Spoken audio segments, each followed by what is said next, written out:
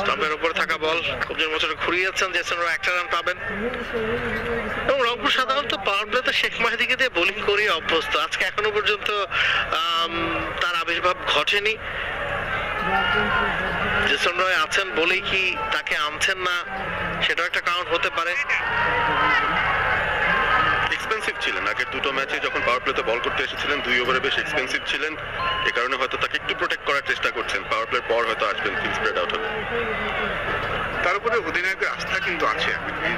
যদিও দুটি ম্যাচে তার যে নাম সে ধরনের বোলিং করতে পারেনি, বাট আমরা সবাই জানি শেখ মেহেদী পাওয়ার প্লেতে দুর্দান্ত বল করে থাকেন।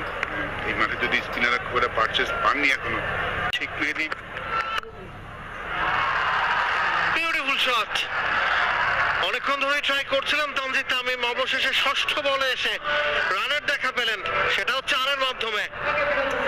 তানজিদ তামিমের জন্য আসলে এরকম একটা বলই দরকার ছিল যেখানে তিনি একটু স্কোরিং অপরচুনিটি পান।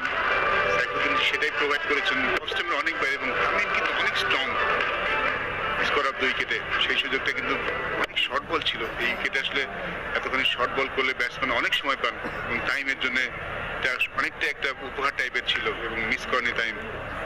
এই ওভারটা তিনি নিশ্চয়ই চাইবেন ভালো মন্দ ব্যবহার করতে। এখন পর্যন্ত আবার সুন্দর প্লেসমেন্ট করেছিলেন, গ্যাপটা বের করতে পারেননি।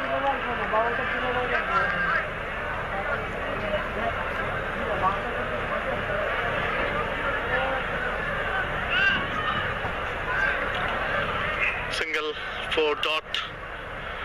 আগের ওভারে যখন আকিব জাভেদকে ফেস করেছেন, আকিব জাভেদ কিন্তু প্রতিটা বলে 140 কিলোমিটার উপর গতিতে বল করেছেন। সে কারণে হয়তো তামিম স্ট্রাগল করছিলেন। সাইফুদ্দিনের গতিটা 130-এরও কম, 120-এর ঘরে প্রতিটা ডেলিভারি করেছেন,